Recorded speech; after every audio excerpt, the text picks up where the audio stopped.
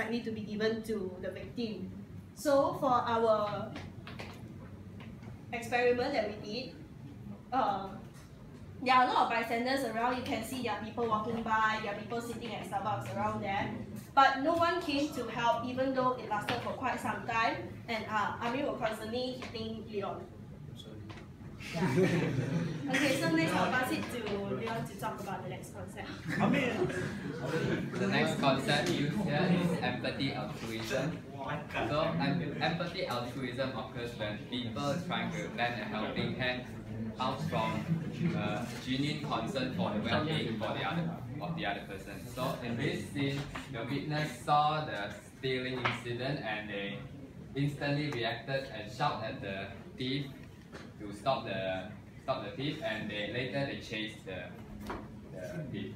So we can apply this empathy altruism in this situation because the witnesses reacted instantly and they are willing to help the victim to get her purse back, and they help to get her purse back without pausing for a moment to think for rewards or recognition or attention of others. And the goal of this this situation is to help the victim, and in conclusion they were actually selfless. So the next concept, explained by Melanie. I'll be talking about pluralistic ignorance. It's basically, imagine a fight between two guys. So if the crowd does not do anything about it, then it tends, the onlookers and passerbys, when they walk by, they won't help out because the crowd isn't doing anything. So that influences their decision on not helping them. So then in our video, you can see that these two girls, they actually turned around twice.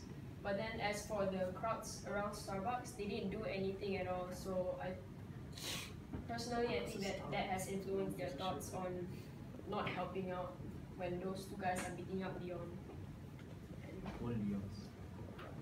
Alright, I'm going to talk about stereotype. Stereotype is when a person in a certain group will have a characteristic type of person or thing.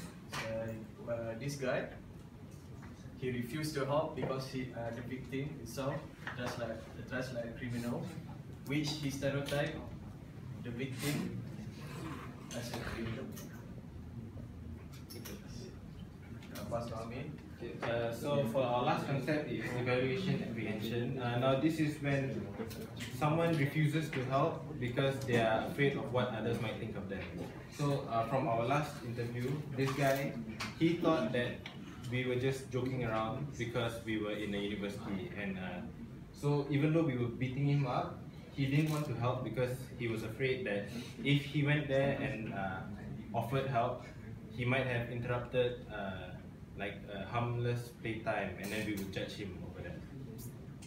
So, in conclusion, you can see that in 70, when the purse was being robbed, there were only 2 people, so they decided to help because there was no one else around.